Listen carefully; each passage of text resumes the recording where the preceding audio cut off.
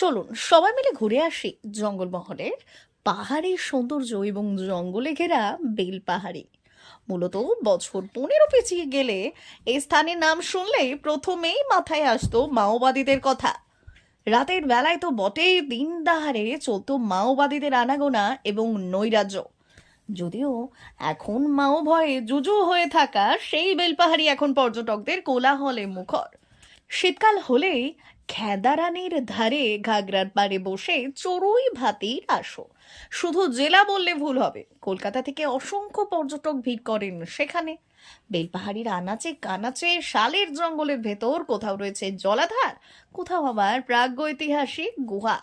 শীতের বেলপাহাড়ির এক রূপ।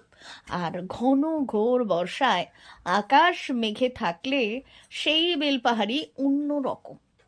গাছপালা ঘন সবুজ, শুকনো ঝর্ণা তখন জলে ভর্তি। বর্ষা তো এসেই গিয়েছে। সপ্তাহান্তে সপরিবার ঘুরে আসতে পারেন সেখান থেকে। খোলা প্রান্তর, সবুজ মাঠঘাট, শালের জঙ্গল ভুলিয়ে দেবে শহুরে ক্লান্তি। বেলপাহাড়ি থেকে 7 কিলোমিটার দূরে এই জলপ্রপাত। ঘাগড়ার সৌন্দর্য সম্পূর্ণ উপভোগ করতে যেতে হবে ভরা বর্ষায়। অদ্ভুত পাথুরে ভূপ্রকৃতি এই জায়গায়। এখানে রয়েছে একটি গিরিখাত, জলের তোড়ে পাথরের বিভিন্ন জায়গায় গর্ত তৈরি হয়েছে। কয়েকদিনের বৃষ্টিতে যখন প্রবল শব্দে জল বয়ে যায় তখন সেই রূপের আকর্ষণই আলাদা।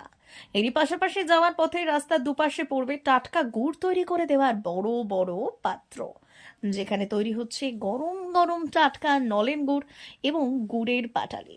আর তা চেখে দেখতে যেন ভুলবেন না কেউ।